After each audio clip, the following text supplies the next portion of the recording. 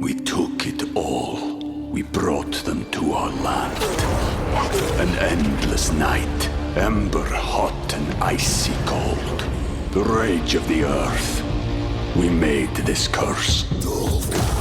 Carved it in the blood on our backs. We did not see. We could not, but she did. And in the end... What will I become? Senua's Saga. Hellblade 2.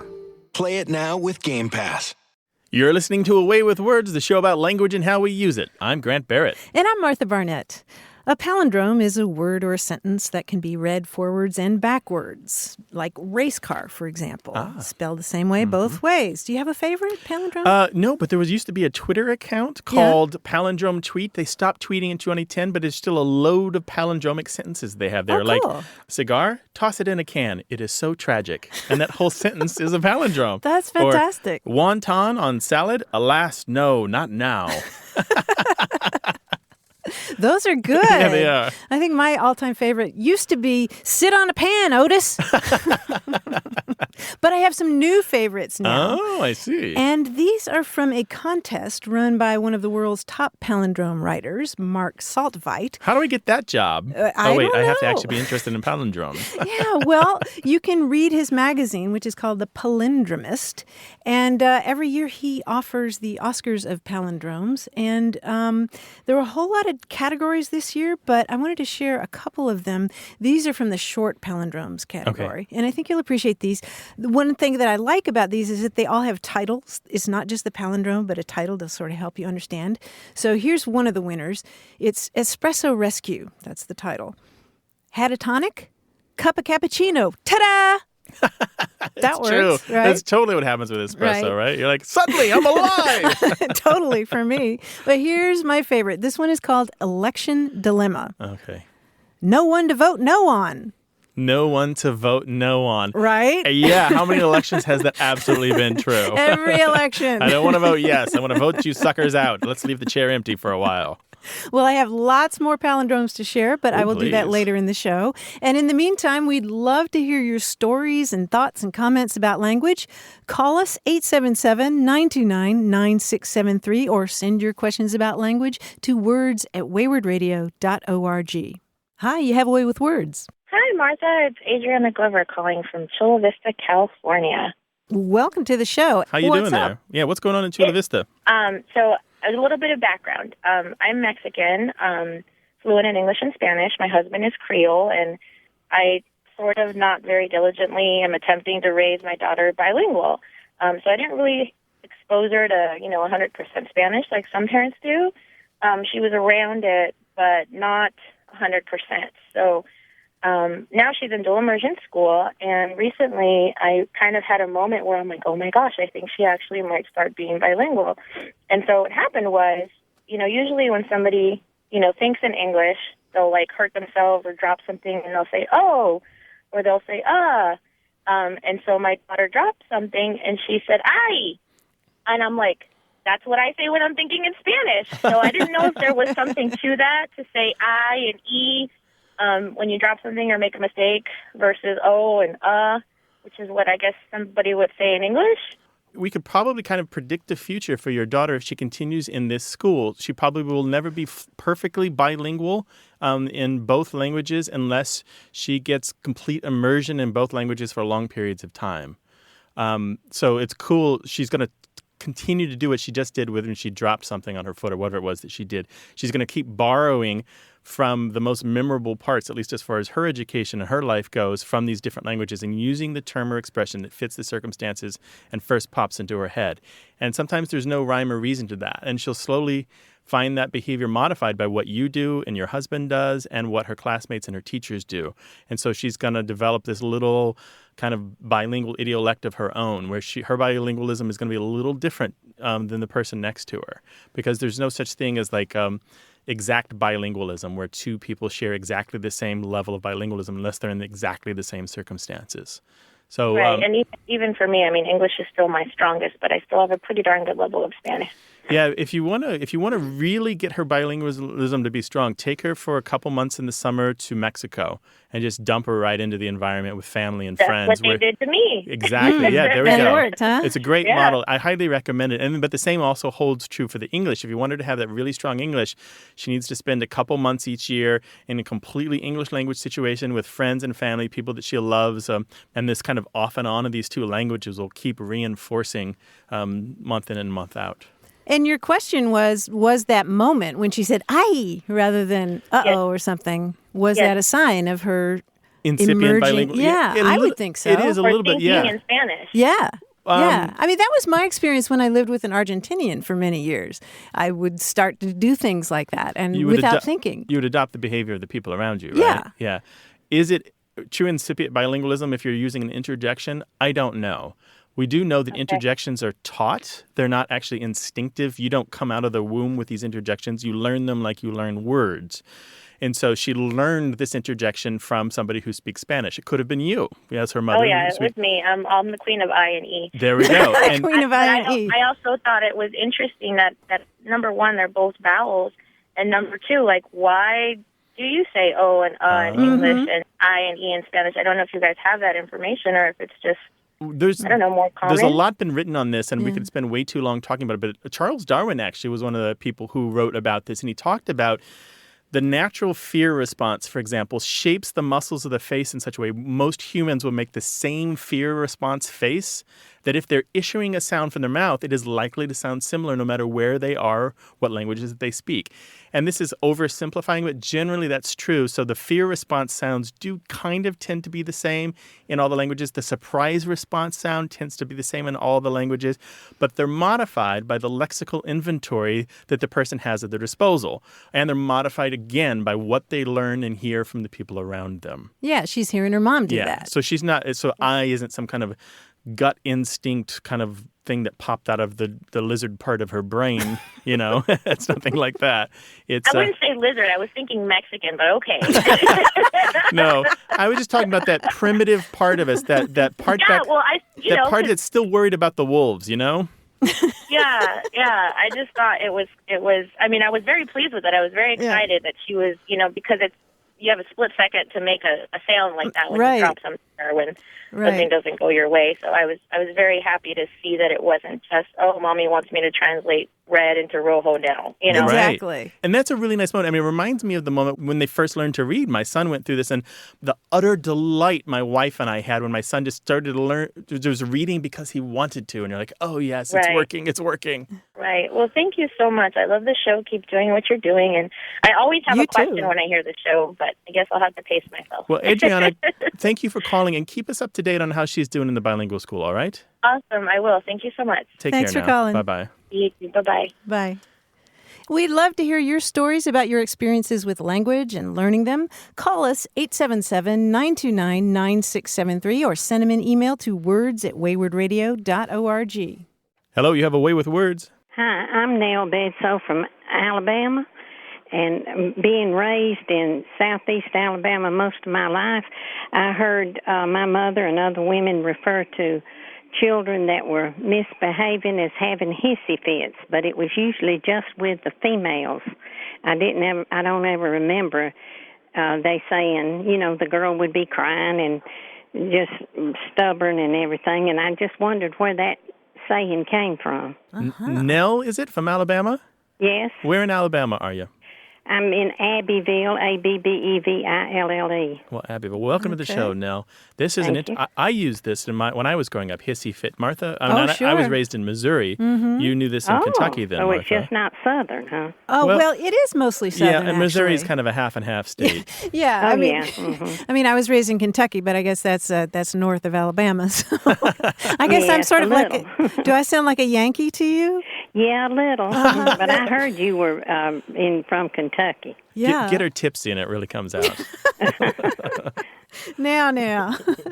Yeah, so you're wondering about why anybody would say hissy fit or don't have a hissy fit or she had a hissy fit, that kind of thing. Mm-hmm. Right? Yes.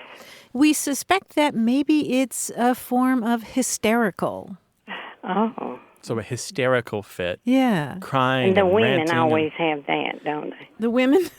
It's very Well, gendered. It's true. Oh, yeah. The word hysterical actually goes back to the Greek word for uterus. So, Oh. yeah, and Freud associated it with... Right. The assumption was that somehow women were prone to these fits because their uterus made them so. Something like that. Yeah. So most likely it's connected to hysterical, and it has that hissing sound to it as well. So you could see how hysterical fit could be turned into hysteric fit. And if you didn't quite understand it or know the word hysteric, it might sound a little bit like hissy. Well, I listen to the radio a lot, and on one of the talk radio shows that I listen to, they are advertising in a town about 30 miles away from me, a town a lot larger than what I live, and they called it the Hissy Fit Boutique. It was just one word, and it's a boutique down there. And I thought, well, I've got to call, here it is popping out all over, and I want to know how. And everything. But I did, when Mother would say she's having a hissy fit, I'd look, and of course it was a she, and the boys, they could fight and everything, but the girls just screaming, Isn't that interesting? And did you sense that it was sort of a funny word, or sort of... Yeah. Like not necessarily that serious? Yeah. Yeah. In other words, don't pay any attention to it. She's just a having hissy fit. fit. Right, merely a hissy fit. Some folks, by the way, will just say hissy. She's having a hissy without adding the fit.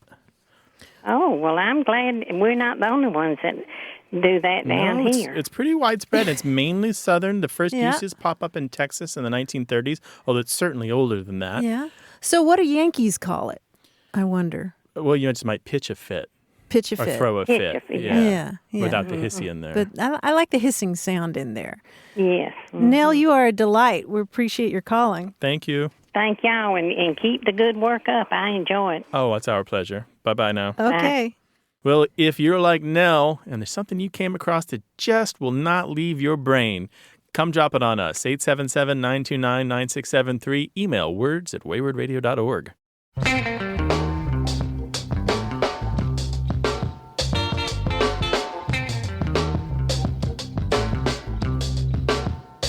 We were talking earlier about palindromes, and there are also word unit palindromes. What's that? A word That's unit? when all the words read back and forth rather than just the letters.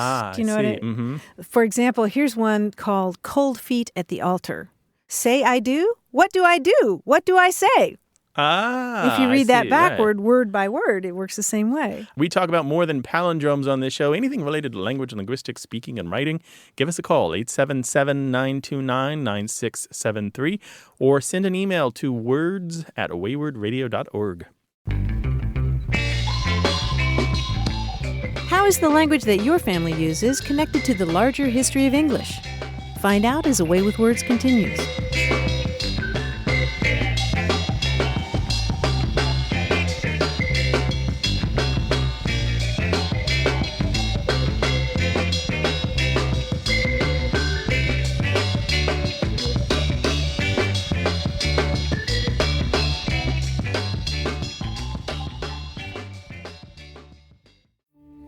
We took it all.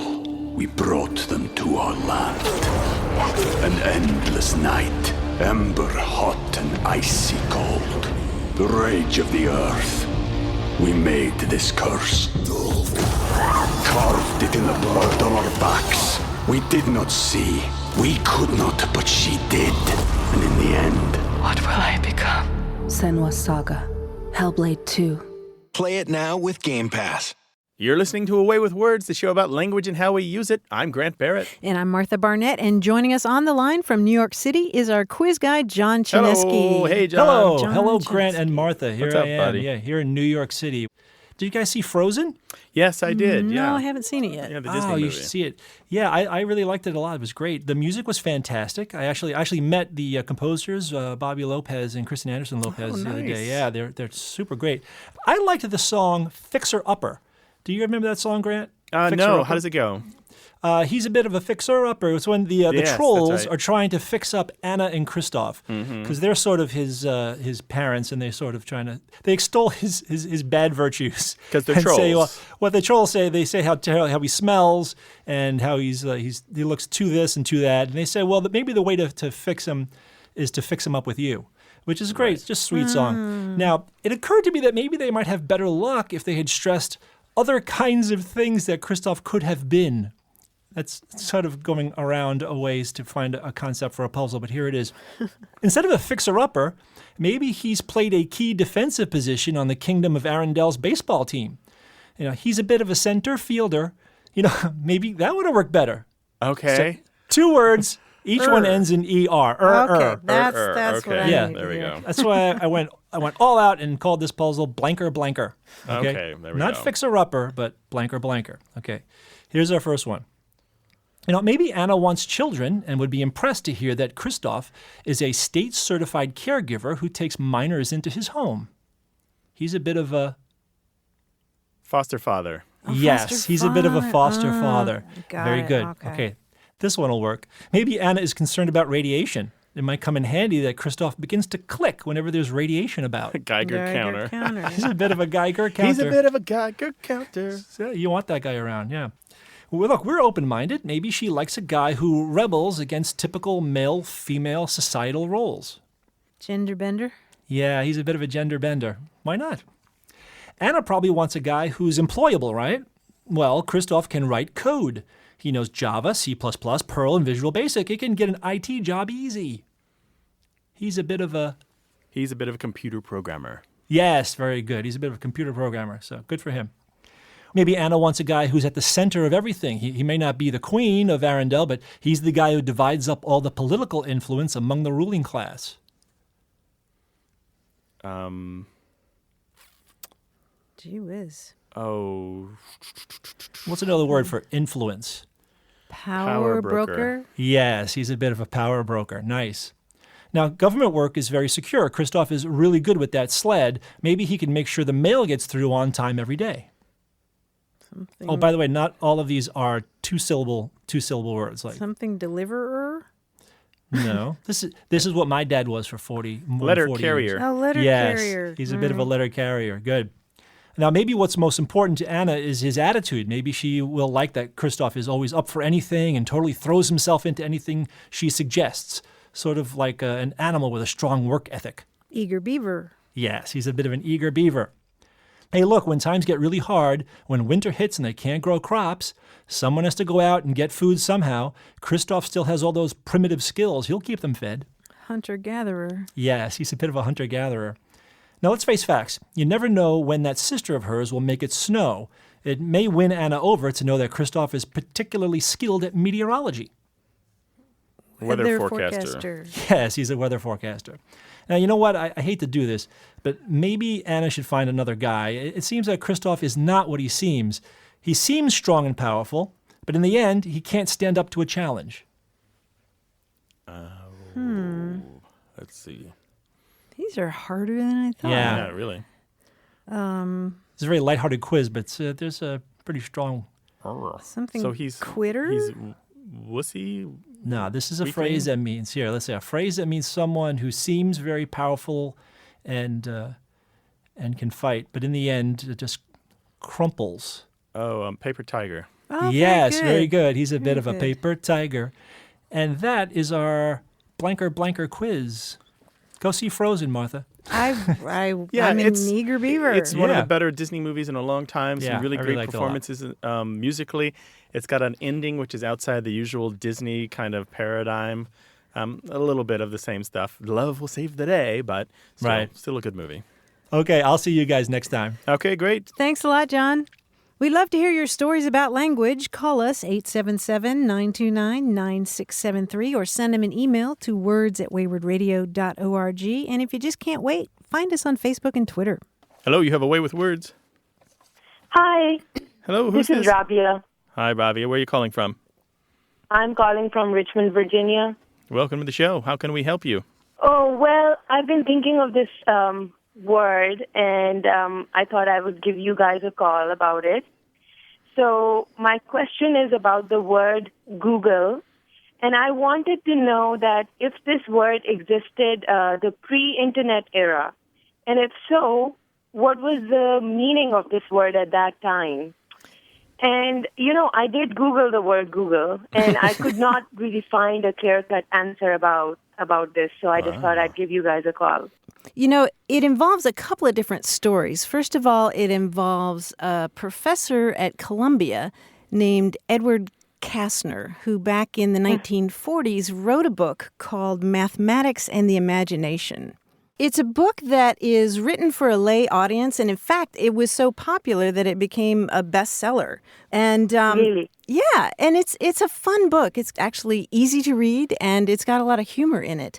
But one of the things that he mentions in that book is that he was trying to think of a name for a really big number, like 10 to the 100th power, which is 1 with 100 zeros behind it.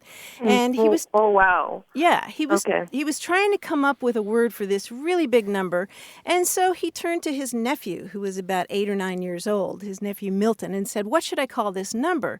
And the little boy thought for a little bit, and then he said, "Call it Google." And Really? yeah, but he spelled it Googol, which I think is a great word for a number with all those zeros. So then fast forward to 1997, and the guys at Stanford University, who had just come up with this great search engine that they were developing further, they were trying to come up with a name for that. And the original name for it was back rub, if you can believe it. Really? Back A rub. back rub? Yeah, that was the original name for this search engine because they had this great idea of using backlinks from websites to rank the websites. And so they were calling it back rub, and they thought, no, we need a better name for this. And so mathematicians had adopted the word Google and also used the word Googleplex, which is almost infinitely. So that's Google large. to the power of Google? 10 to the power of Google. Oh, 10 to the power of Google. Okay. Which is just this insanely large number. So one of them suggests the number Googleplex, and they said, that's pretty good, but then they shortened it to Google and apparently misspelled it when they were registering the domain name. But it stuck. Yeah. Now there is one other Google though, right? You mean googly eyes? Well, Barney Google? Well, I'm thinking of the cricket Google. The cricket Google. Yeah. I don't know the cricket Well, the Google. cricket googly. So do you, Ravi? Oh, the googly. Yes, I'm aware of that. Yeah, so you follow cricket? I'm aware of the googly in cricket because I do watch cricket. I game. thought he meant the insect. No. But you mean the game. Okay. Yeah, of so course, to throw yes. a googly Right. is to Google, and they're unrelated, but I thought it worth Right. mentioning here. So can you tell us what a googly is in cricket? Yes, please explain it. So, you play cricket with a bat and a ball. So it's a specific type of way you throw the ball towards a bat. So it's a style of bowling, basically. Mm-hmm. And so the ball Yes. breaks in a certain way, right? It kind of like does this little dip or something? It's hard to describe, but let me tell you this. This style of bowling was invented by a bowler from Pakistan, and I'm from there, so that's how I know about it. Ah, Okay. very good. I thought it was worth mentioning this other googly, and so if somebody throws a googly, they are a Googler, but it's not Yeah, related. different Google. Different Google. So complicated history yeah. here. Yeah. Interesting. The short version is that Google, spelled Googol, is the name of a huge number, and the search engine is spelled a little bit differently. Yeah. So how about that? Well, sounds good. So now I know. Okay. Thank you. Well, we're really glad you called, Rabia. Thank you so much. All right, take care now. Take Bye-bye. care. Bye-bye. Okay. Bye-bye. I think that there's a whole world of questions that we could answer about English, Martha. Indeed. We'll just Google it. Yeah, maybe we should give people our phone number so they can call with their questions. Oh, that's a good idea. Let's see. How about 877-929-9673? That's the number to call to talk with us on the air, or you can send us an email. That address is words@waywardradio.org, and we are all over Facebook and Twitter.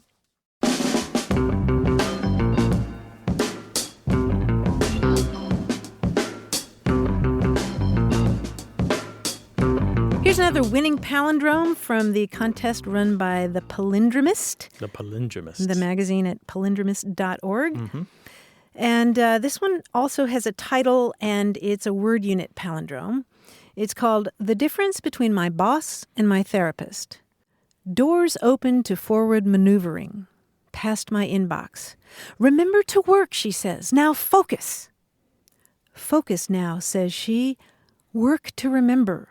Box in my past, maneuvering forward to open doors. Whoa, that is totally great. Isn't that beautiful? Yeah.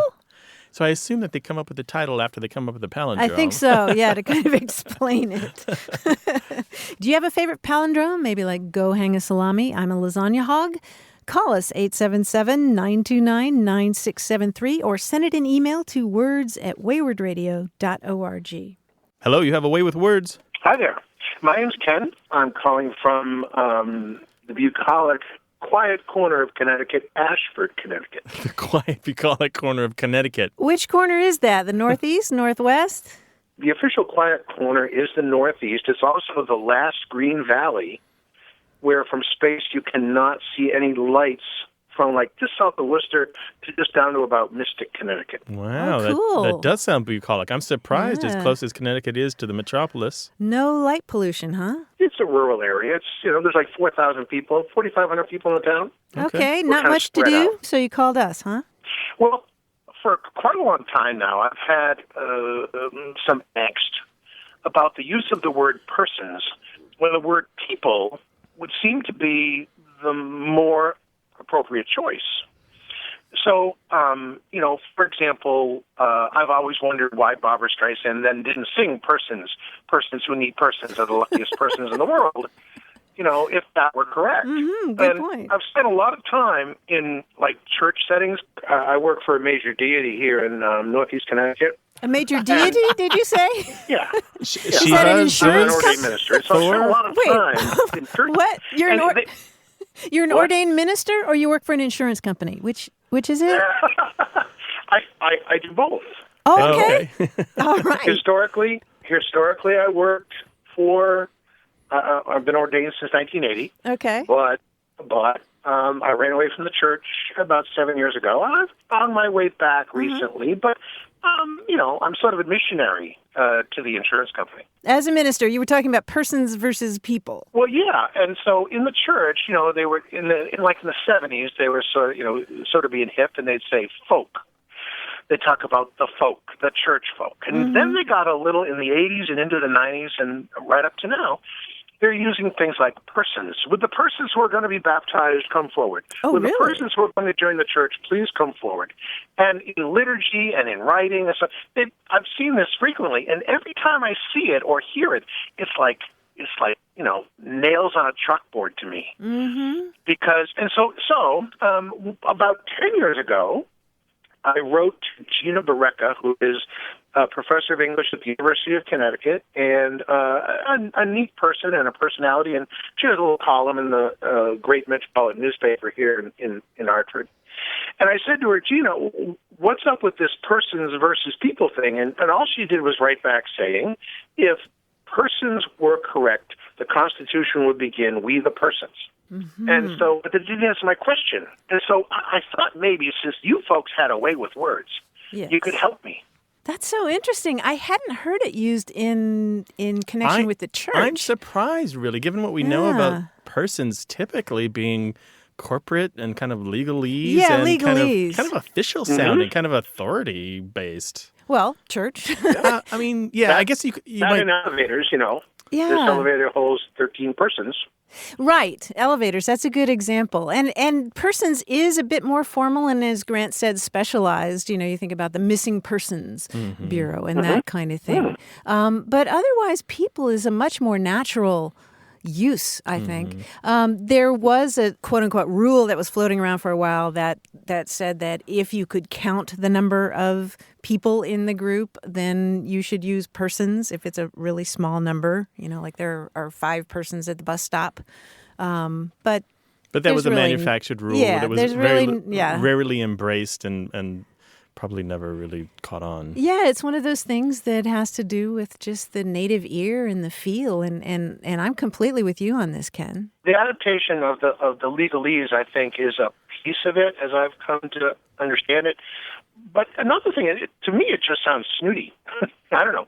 It just sounds a little stuffy, you know? Yeah, a little bit too lofty for the context. So, Ken, I think that you should stand up in the middle of a service and just say, you know what? Moses didn't say, let my persons go.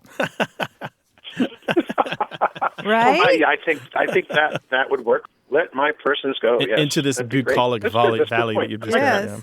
got. Yeah. Ken, thank you so much for calling. Well, it was fun talking to you. Have a great day. Take care now. Bye-bye. Bye. Do you have a linguistic bee in your bonnet? Give us a call, 877-929-9673, or send your questions and comments about language to words@waywardradio.org.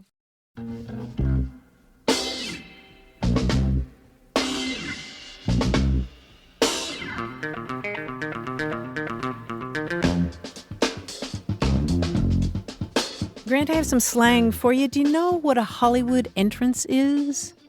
Is this where you do like Kramer on Seinfeld and slam open the door and stand there for a second to make sure everyone's looking? That's a good guess, and it's not Jennifer Lawrence going up the stairs. A Hollywood entrance is something that squeeze freaks would talk about. Does that help? Squeeze freaks? Nope, that makes it even more mysterious. Okay. I have no idea. These two bits of slang are from a fantastic article by Burkhard Bilger on extreme cavers. That's a made-up name, right? No, I've met him before. Oh, okay. Extreme cavers. Yes, he's a writer for The New Yorker, and there is an absolutely fantastic article, and you can read it online. And a Hollywood entrance is the kind of entrance to a cave that looks like something like maybe from the King Kong movie. Okay. Mammoth Cave in Kentucky has a Hollywood entrance. It's really big, as opposed to a little bitty one someplace that like you have to... A cleft that you almost can't find. Right, covered with brush and all that. A Hollywood entrance. And squeeze freaks are extreme cavers who really like going through those narrow passages. Oh, wow. Isn't that great? I did that once when I was in college in Missouri, and I don't think I ever want to repeat it again. It's scary, right? I don't think I could, given my new girth. I thought maybe once you explained that it was related to caving, the first thing that came to mind that maybe it was a bunch of people abseiling down all at once, down and descending down to a cave, just like rapidly descending together, just like they do in movies. It's always like the team is in perfect sync, and they all come down and they leap off the rope, and the guns are at the ready, and they go after the bad guy. No, it's it's just the cave It's like itself. The stereotypical cave entrance, like you might see in like a cartoon. Yeah, like the Flintstones or something. But I highly recommend this article. The article again is? It's in the New Yorker online. And the author is? Burkhard Bilger. Bilger, B-I-L-G-U-R? G-E-R. G-E-R. Great. Yeah. I'll look for that. It's one of the best articles I read in a while. A load of slang in it that I need to get, right? Yes, absolutely. We'd love to hear about the weird slang from your hobby or profession or the thing you do when you're not at work. 877-929-9673 or email us words@waywardradio.org.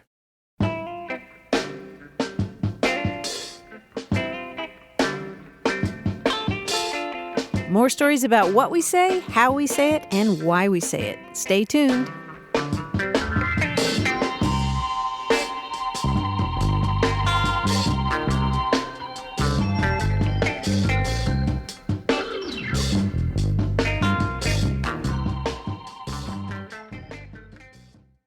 Hey, we've got something special for those of you who love our show but could do without the ads. That's right. Imagine a way with words, the same engaging conversations, the same deep dives into language without advertising interruptions. We're talking about our ad-free podcast feed. It's sleek, clean, and it's just for our supporters. It's at waywardradio.org/ad-free. It's inexpensive, easy to sign up for, and works with all major podcast apps like Apple Podcasts and Spotify. It's an affordable way to support the show and get a seamless listening experience.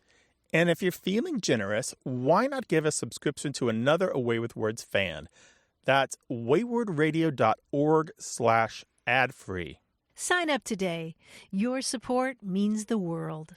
waywardradio.org/ad-free. Thank you. You're listening to Away with Words, the show about language and how we use it. I'm Grant Barrett. And I'm Martha Barnett. Every once in a while, we have a call that just opens the floodgates, and we get all kinds of emails in response to it, all kinds of... What did I do now? What was it? No. You can rest assured that it wasn't you this time, Grant. It was a call that we had from a guy who was a little bit uncomfortable with using the word proud. Do you remember yes, that? I do remember that. He had a problem with saying that he was proud of somebody else for their achievements. Right. As if it was condescending or he was stealing their thunder. Yeah, he wasn't quite sure if that fit. Right. Should he be saying that about other people? Or Right. did it divert the power dynamic to him and away from them? And boy, we heard from all kinds of listeners about this. Celia Morris wrote to say, the man who called in about having difficulty saying I'm proud of you is my new hero. I know exactly what he means. I can't bring myself to say I'm proud of you either. It seems to make the situation about me rather than you. And Julian Sands wrote, I was taught that saying I'm proud of you was almost impolite. It insinuates that I am judge and jury. The correct delivery would be you should be very proud of yourself. And Pat Colston from Danbury, Connecticut wrote to say that maybe we should say something like, I'm so thrilled that you and your work are recognized, or you have every right to feel proud of what you've accomplished. Right. She turns the pride back onto the person who did the thing. Yeah. Very and good. so now I'm thinking, it always felt a little strange to me, but so many people responded to that. And did with they all those tend to kinds go in that direction? They all kind of concurred that saying that you were proud of somebody, there was something wrong with that. Not everybody, but I would say the majority of people did. Interesting. Yeah. Well, we'll still take your calls and your emails about whether or not you can actually say you're proud of someone without sounding condescending. Give us a call, 877-929-9673. And, we talk about all things related to language here. Call us or email with those, too. words@waywardradio.org. Hello, you have a way with words. Hi, this is Vince from Dallas. Hey, Vince. Hey, what's up? How y'all doing? Good enough. Good enough. You? Doing well. Well, I had this roommate who was Chinese, and, I'd always hear him talking on the phone with his mom, and, they spoke Mandarin. And also had this guy that lived across the hall from us. He spoke Cantonese. When they spoke to each other, they spoke in English. So I asked different people about that, and they're saying it's different dialects of Chinese or whatever. So what's the difference between a dialect and a completely different language? When we talk about Chinese, it's actually kind of a mistake. We talk about it as if it's one language. And really what you've got is a lot of languages and dialects in the same geographic region, some which are completely not mutually intelligible. They just do not, speakers of them do not understand each other. And others where there's some mutual intelligibility because they're adjacent to each other and they haven't changed that much over time. But they share a writing system. The writing system was kind of foisted upon these languages throughout the country. So even languages that aren't all that well suited to the Chinese script use it. And this is the problem when we talk about Chinese dialects. Some of them are utterly different. They're systematically, syntactically, morphologically different. And some of them are very similar. They'll have 30, 40% shared vocabulary, same kind of syntax, da-da-da-da-da. And that would explain why your friend and the guy across the hall didn't understand each other. Okay. So here's where we get into the explanation of dialects versus languages. A language, well, there's the old joke, which we have to talk about. Max Weinreich said that a language is a dialect with an army and a navy. So a lot of the reason that a language is called a language is because it is officially endorsed by government or the organized body that runs a country. And so it has nationalism at the base of it. It has geopolitical power or boundaries to it, and it's things that have nothing whatsoever to do with linguistics. It's about the social forces which promote that particular variety, which might be a better term than dialect, promote that language variety to the fore so that it's taught in the schools, used in government discourse and in the government papers. And that's what makes it a language. A language is, in many ways, a political term and not so much a linguistic term or a technical term. Yeah, think about English. You have American English, Australian English, Irish English. And yet, some people might argue that English is really just a dialect of German. Right? And maybe it's just kind of got too big for its britches because it now belongs to these other countries. Dialect, big dialect. And so a lot of it is about your perspective. It's kind of like talking about when does the day end and the night begin? That's a great what does analogy. dusk look like? Dusk is indefinable. I can't really I know that I'm in the middle of dusk, but I couldn't tell you when it started or when it ended. Is it when the stars come out that it ends, or does it begin when the sun goes below the horizon? It's kind of hard to say. Languages, so a language versus dialect, what is the gradation? How much intelligibility does there need to be between two varieties so that they can be called dialects? And if they are dialects, which one's the superior dialect? Which one is the parent? What do you think about that? That's a lot more thorough explanation than I've ever been given. Let me recommend a resource to you that will explain this in kind of academic terms, but you seem like you probably get it. There's this website we refer to often on the show called Language Log. It's where a lot of really top linguists from around the world contribute their thoughts on current language development and current study of that they're doing and their peers are doing. And there's a fellow by the name of Victor Mayer, M-A-I-R, who he knows a great deal about Asian languages and about English, and I even think some German. And he often writes on Language Log about these very issues, about the politics of Chinese and the way Chinese people speak English and English people speak Chinese, and translating back and forth, and the different kind of problems that you encounter.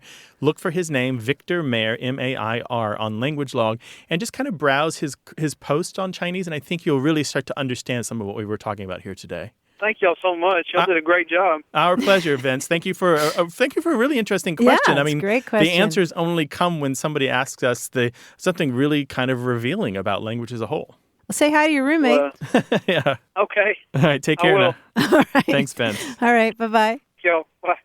We want to hear your thoughts and stories about language. Call us at 877-929-9673 or send those emails to words@waywardradio.org.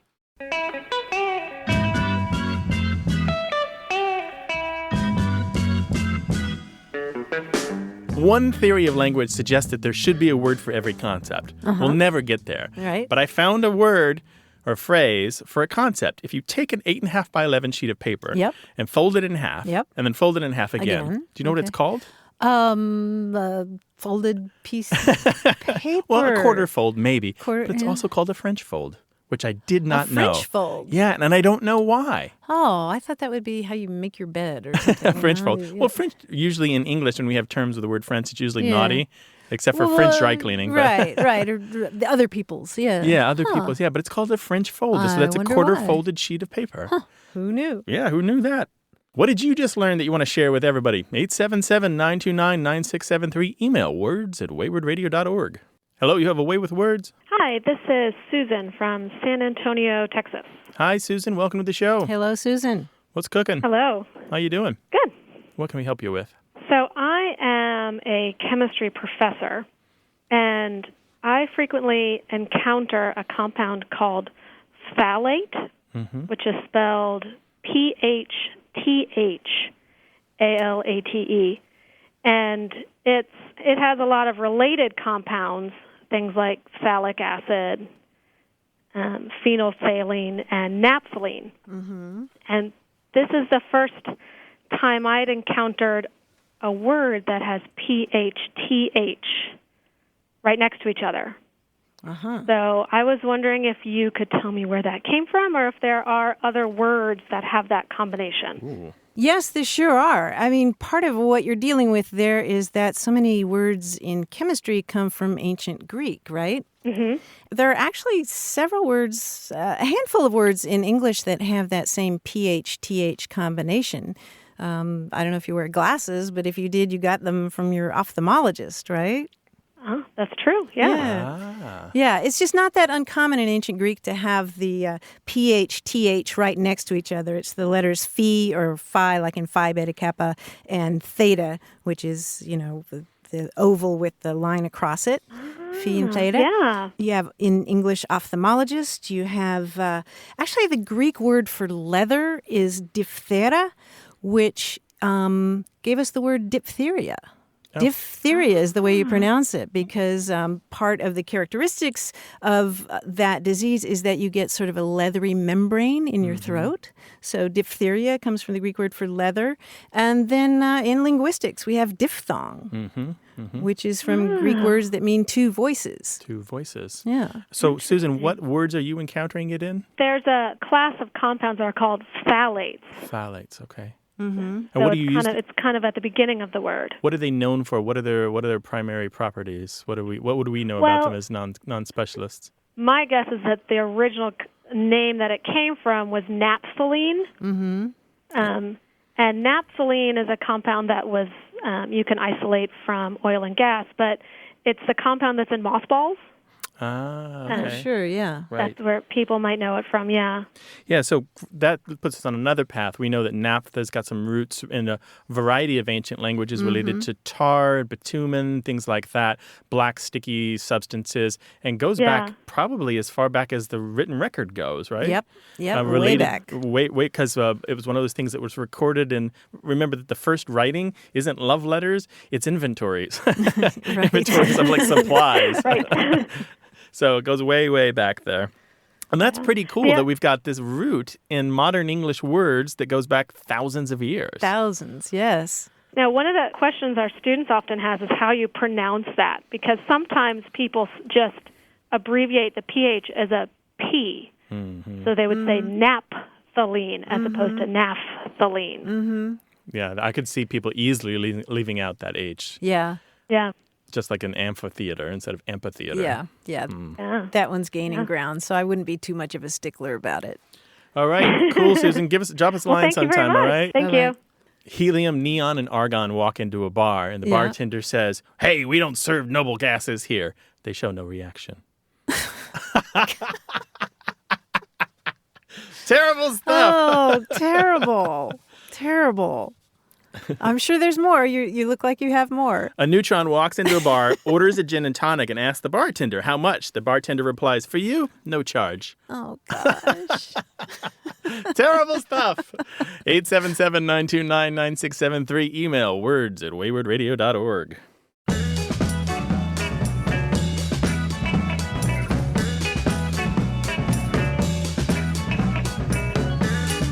Here's another palindrome. This is a word unit palindrome, meaning it's word by word rather than the letters going back and forth.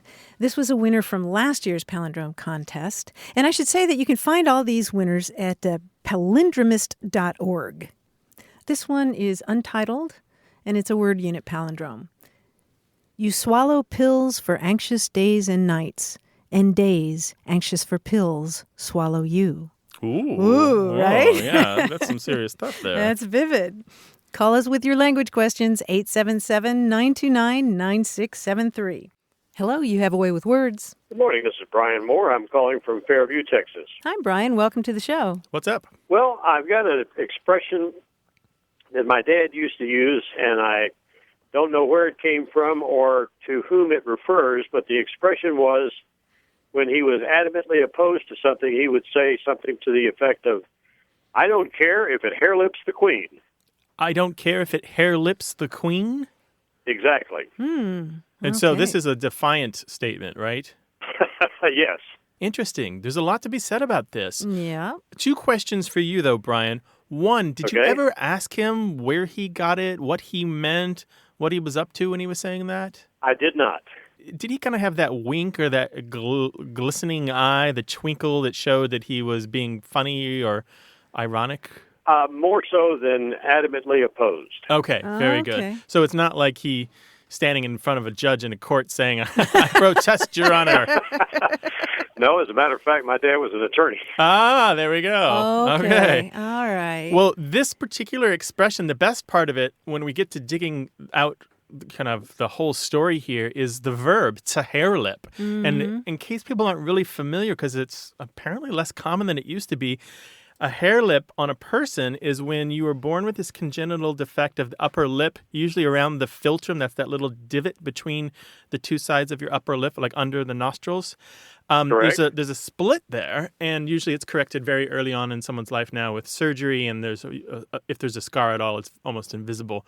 But it looks just like the split lip of the hare, the animal, the little bunny-like creature with the long ears and the fluffy tail that eats grass. Right, so it's H-A-R-E rather than H-A-I-R. Well, I've never actually connected that congenital defect with an actual animal's lip. Yeah, and the story about why they call it a hare lip, besides it looks like that, well, not the story, but part of the thing is there used to be a superstition in Ireland and some other countries that if a woman who was pregnant saw a hare out and about that she was more likely to have a child with a harelip.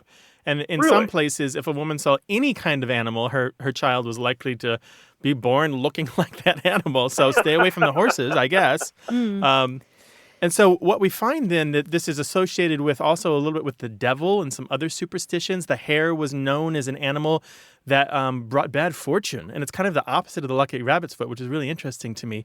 And so over time, the hare has just generally taken on this kind of negative aspect. So when you talk about harelipping somebody, you are wishing them ill will. You're wishing that they have this physical defect on their body.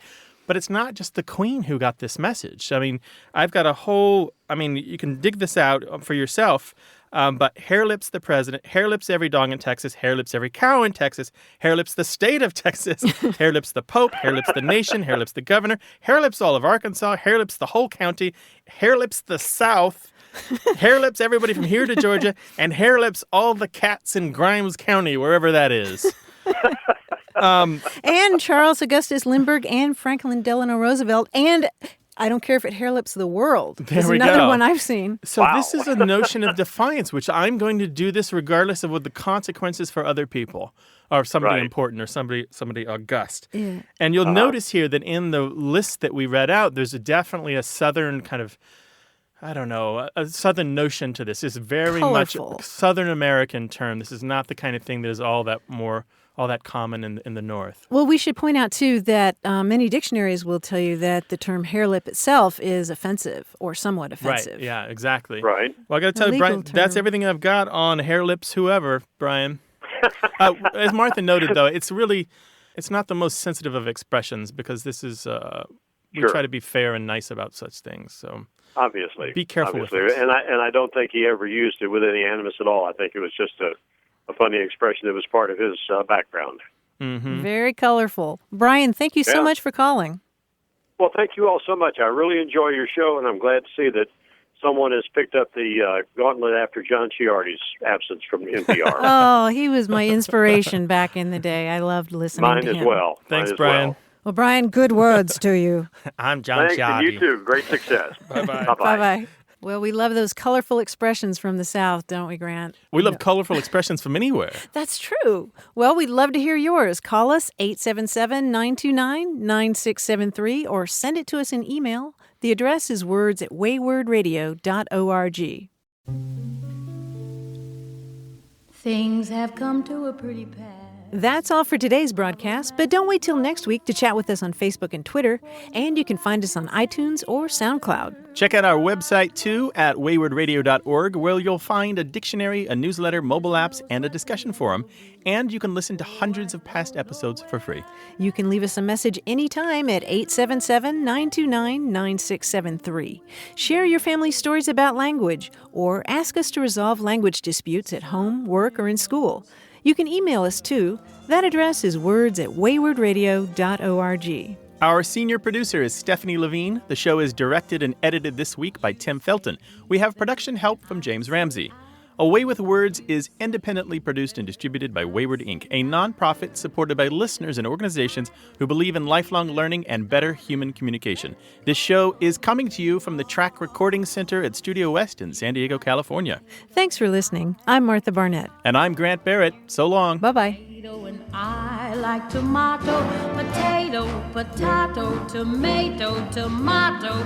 Let's call the whole thing off. But oh, if we call the whole